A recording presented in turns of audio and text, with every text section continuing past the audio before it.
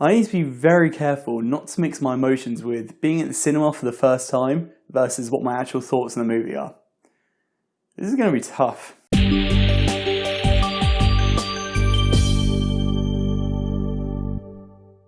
TENET. TENET is the next big blockbuster action movie directed by Christopher Nolan, who's a name I'm sure most of you have heard of thanks to films like Interstellar, Inception and Dark Knight trilogy, as well as a few other masterpieces. And the story is, well, actually I'm not going to tell you much about the story. The trailers were left deliberately vague, and I kind of understand the reason why. Going into this movie untainted will probably, to be honest, be the best way to experience this. But roughly speaking, it's an intense action movie which centers around trying to prevent a new world war through the medium of moving both forward and backwards in time. And that's all I'm going to say about it really. The movie itself kind of feels like it's broken into two halves. The first half feels very slick, fast-paced, and very James Bond-like. In fact, give John David Washington a British accent, I reckon he'd make a great contender for the next James Bond, after Daniel Craig that is. But for real though, this movie does not fuck about. This movie almost screams at you going, you know all those Netflix movies you've been watching brainlessly for the last 6 months?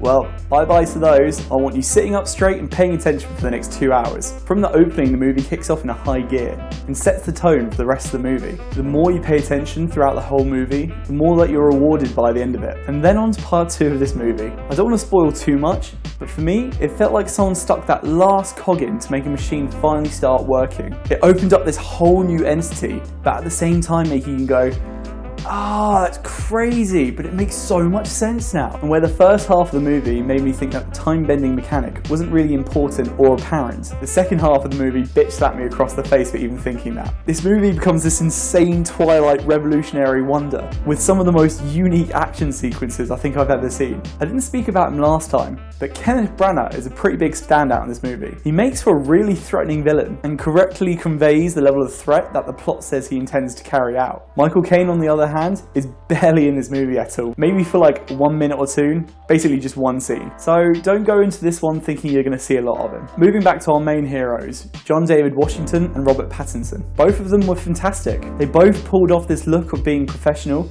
as well as being really entertaining to watch. It's actually my first time seeing both of them on the big screen. And yes, I know Robert Pattinson was in Twilight, thankfully I never saw any of that, but I think rightfully so that he shrugged all of that off of his shoulders and has become a well-respected actor. He pulls off really well this cool super agent persona. And I wanted to talk about the music as well.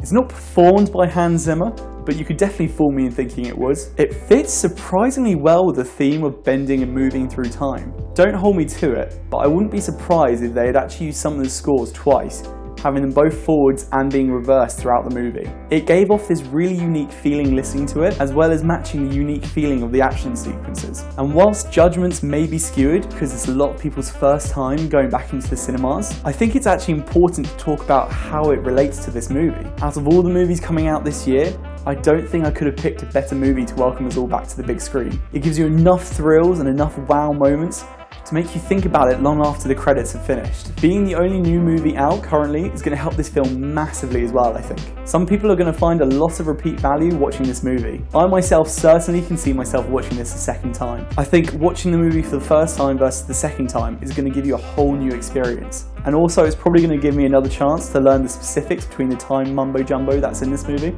It's a difficult and a strange concept to get behind in general, and I really want to get my head around it better. So I'd be happy to see this for a second time. But even just having this rough idea of the concept, which is what I had watching it for the first time, it's still made for some intense and thrilling action moments. I think Christopher Nolan has done it again, and I can wholeheartedly recommend this movie to people. But that's it for me today here, guys. Thanks a lot for listening. Let me know if you've seen Tenet yet. I know for a lot of people outside the UK, it's not necessarily out in cinemas yet because cinemas aren't open. So if not, let me know when the earliest chance is that you'll be able to see it. And as always, stay tuned for more reviews on movies, animes, and video games. Until next time, guys, take care. Bye-bye.